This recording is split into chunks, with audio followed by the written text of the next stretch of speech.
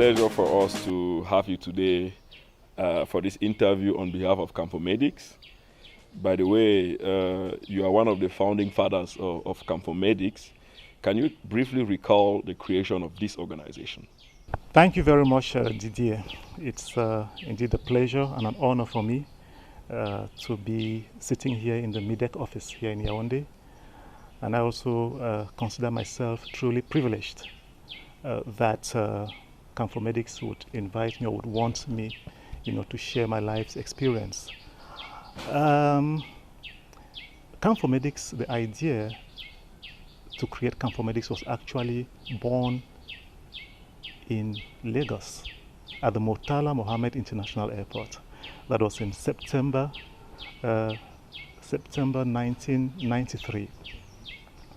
I was on my way back from Cameroon in transit, and it was my first time visiting Cameroon since I went to Germany in 1990 to study. And at the airport, I was just reflecting on what I had seen about the healthcare situation. I was actually very depressed. And then I saw another young man who was strolling aimlessly, and he also looked, after 3 years of medical school, 2 years of medical school, you can tell somebody who doesn't, who is a bit depressed. So I went to him, and it turned out that he was a Cameroonian. He was a dental student. He too was returning from Cameroon. And his observations were similar to mine. That was Satak. And so we started chatting. I introduced myself, and our observations were the same. And so we both decided that, it was very important that we go back to Germany, bring together our friends, the diaspora, and to start reflecting on what we could do, to improve on the healthcare situation in Cameroon. So actually, Campomedics, the idea was actually born in Nigeria. Well, that's a very interesting thing to know. We all believe that Campomedics was born in Germany, although it is based there. So it's very interesting for many young people, the next generation of medical doctors in Germany and medical students, to know that this idea was not only born in Nigeria but at the airport. So it's really interesting to know that. You finished your medical studies in Germany in 1998. That's a long time. I think some of us were still going to Germany to start our own studies. What have you been doing since 1998 when you finished your studies in Germany? We would be interested to know that. Thank you. I think that's a very interesting question, and I wish you hadn't asked it, because I don't know how much time you have. But when I finished my medical school, in Göttingen, I did some training, the Ärzte program from Deutsche Stiftung für internationale Entwicklung. They had some courses, so I took a diploma course in community health and tropical medicine, a 3-month course that was in Berlin. And then I had a short exposure as an intern with what was then called GTZ, Gesellschaft für technische Zusammenarbeit, at the headquarters in Eschborn, in the health department, with Dr. Rolf Korte, who was the director at that time. And whilst there, I had applied to the World Health Organization, for an internship, because yes, I wanted to return to Cameroon, but I also wanted to have an idea of how things happen at that high level, the United Nations, WHO, and so on. So that when I go back to Cameroon and I have to deal with these people, I know what is happening in their kitchen. Okay. So that's it. So from GTZ, I went to WHO in Geneva. So GTZ was 2 months, April to June, and then July to September I was supposed to be with WHO. 2 months internship. In the meantime, I had applied to go for specialization in ophthalmology in Nairobi. That was in 1999. So instead of 2 months, I spent 4 months in WHO, because they thought that I was doing a good job, and they changed my internship profile or status to that of a short-term consultant. Oh, okay. So I stayed there for 5 months and then went to Nairobi, Kenya, where I trained as an ophthalmologist. So that was 3 years from 99 to 2002. So I did my exams, passed with distinction as an ophthalmologist, and then I decided to return to Cameroon. Well, that's very interesting. I mean, to see that after your studies, you went in to kind of round up your profile, to know what's happening out there in the domain of public health or in the domain of policies and so on, and then we're ready to go to an African country to still continue to round up your profile, and then eventually you decided to return home. But I have the impression it was a very short, a very brief return. Can you tell us what happened back then when you went back home and then eventually interrupted it? That would be maybe interesting for those who are going to be viewing us. Thank you. Well, thank you. That's a very interesting question.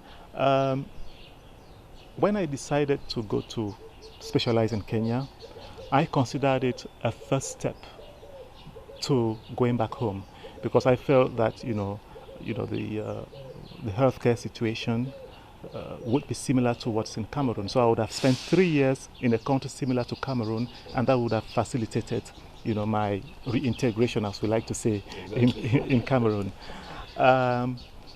So I came back to Cameroon. I finished, I had my final exams in August. In September I was in Cameroon, but exactly 30 days later I was on the plane back, well, not back, but going towards Europe, to Switzerland, to WHO. Okay. And the reason is very simple too. The first one was that when I got back to Cameroon, I had the feeling that the system wasn't ready for me. Okay. It wasn't ready for me, or perhaps I wasn't well prepared. I think it's perhaps better to put it that way. But then on the other hand, I had a better offer elsewhere. So I had the feeling I was coming to Cameroon and the country wasn't ready for me. But then, 2 months to my final exams in Nairobi, my former supervisor at WHO calls me to tell me, Henry, we've got a job for you. Oh, And I turned it down. I turned down the offer. I said, no, well, thank you very much, madam, but I'm preparing for my exams now and I want to go to Cameroon. And she insisted. She even invited me to a meeting in Tanzania so that we could talk. So imagine when you come back to Cameroon and you have the feeling that, well, it's a bit hostile, it's not, very conducive, and then you have an easy way out. So I just packed my bags and left. Yeah, so that was in October 2002. But it was meant to be just for about 6 months. However, I stayed out for much longer. Okay, that's Now, Henry, so actually you got a better offer, let us put it that way, and then you have the impression that you were not maybe well prepared. You were still young also, and or that the system back home maybe still had some homework to do to be able to receive experts like you. So you decided to go, as maybe many people in your condition would have done. But the question is now, why do you want to give it a second try? Why do you decide to come again and try another experience? That would be something that we would want to know a bit more about. You really want to, you are very, very curious. You have a lot of probing questions. Well, I had always wanted to return to Cameroon. And so the fact that I had this, small obstacle on the way wasn't really a deterrent. And I actually went out, like they say in French, rentrer pour mieux, reculer pour mieux sauter. Well, that was it, basically. So my plans changed, because when I came the first time, the idea was okay to perhaps join one of the private mission hospitals, work for a while, things like that. But then, going back, I said to myself, okay, good, I'll go, work, gather a lot of experience, save some money, and come back and open my private clinic and be happy. So that was it. Okay. You know, so I didn't give up, but it's just perhaps the strategy changed. Yes. Rather than being an employee, to come back and create, be, you know, like an entrepreneur, to be an ophthalmologist who's going to create something in Cameroon. That was it. Thank you. Those people, the good ones who wanted to do something for your country, for Africa, came together to put in place this hospital. And of course, you see me smiling because I'm putting on glasses, and one of my dreams is to put them off, not only in the night when I'm sleeping, but yeah, to put them off like you know. So when I see a center like this one coming, not only to do the operations and all the rest, but also to train future generation of medical doctors, of ophthalmologists, I feel very happy. And of course, this brings us to one of the most important things that you need. And you mentioned it a bit, but I would like us to go a bit through it. You're not going to do this job alone. You know, you need the technicians, those are the ophthalmologists, and then you need also the other support staff that has to keep the hospital, the institute running in a day-to-day basis. So how is that challenge? How do you manage? Because I mean, you will not start recruiting on the day or the day after inauguration. I think you're parallelly already looking around to see which are the people that can help you in pursuing this vision, which, as I said already, seems to be a very, very good one. And yeah, how are you going about it, and what are the challenges? Thank you.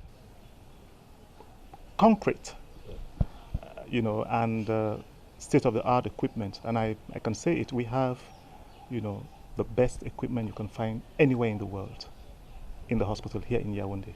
I can tell you that. And when the hospital opens, I believe, and when the hospital opens, you're welcome to come and, you know, see it for yourself.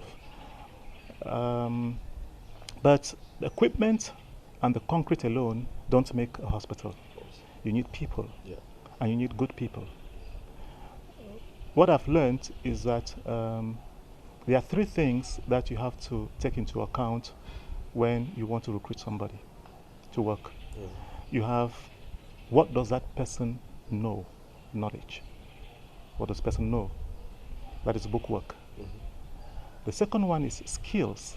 What can that person do? And the third is the attitude. Who is that person? Now, you'll agree with me that of these three, there are two that you can change, that I can change. But there is one that I cannot change, nobody can change. So, you can change the knowledge by training the person. You can improve on the skills through training, but you can't change the attitude. And so, when we are selecting, we would want to have somebody, ideally, who has all three. But we have decided to focus on the third one, the attitude. That's what we look out for first. Is this somebody who's hardworking? Is this somebody who's willing to learn? Is this somebody who shares the vision? Is this somebody who is teachable? Is this somebody who can work in a team? That's that.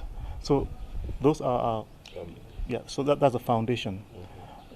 Then in terms of looking for people, the recruitment actually started in 2010. Okay. And I was the first person to have been to be recruited.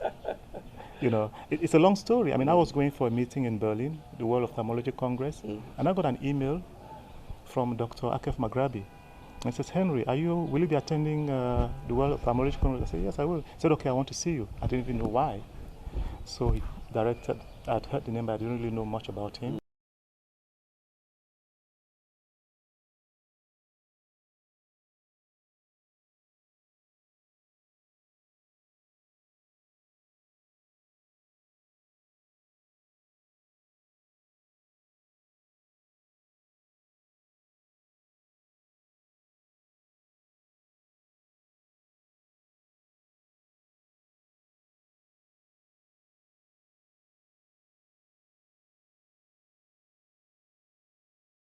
Right person. I think you are the person who is going to direct this project.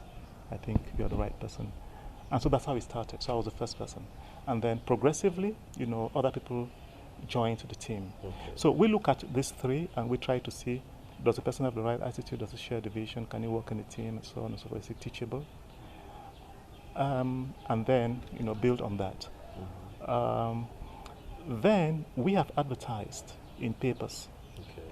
We advertised in papers. The first time was in May 2014, and then recently in January 2016. When we advertised in January, we received more than 1,200 applications. No. Oh, yes. Yeah, my mailbox was just, because we requested people to apply online, to send emails and things like that. More than 1,200 applications. From all over the world. Most of them, I would say about 90% from Cameroon, but there are also people who applied from outside the country. So that's that. So we look at that, but then also we also do active headhunting, as in my case. Somehow I was working in Madagascar, and somebody knew about me that there was this Cameroonian working in Madagascar. And so we also do active headhunting. We ask people, come and ask Didier, do you know somebody who's a good nurse? And we explain to you what we are looking for in that person. We've gone to trainers, to teachers at the Faculty of Medicine to try to find out which ophthalmologist would you recommend among your residents. Nurses the same. So there are a lot of approaches to that. Presently, we have a workforce of 16 out of more than 2,000 people who have applied for jobs. And we're still looking. Because when we start, we'll start with 16, or about 20, because recruitments are ongoing. By the end of the year, we are planning to hit about 65. So in a nutshell, well, not in a nutshell, it was quite long. Short question, but a long explanation. Yeah. That's it. Okay. That's how we'll go about it. That's interesting.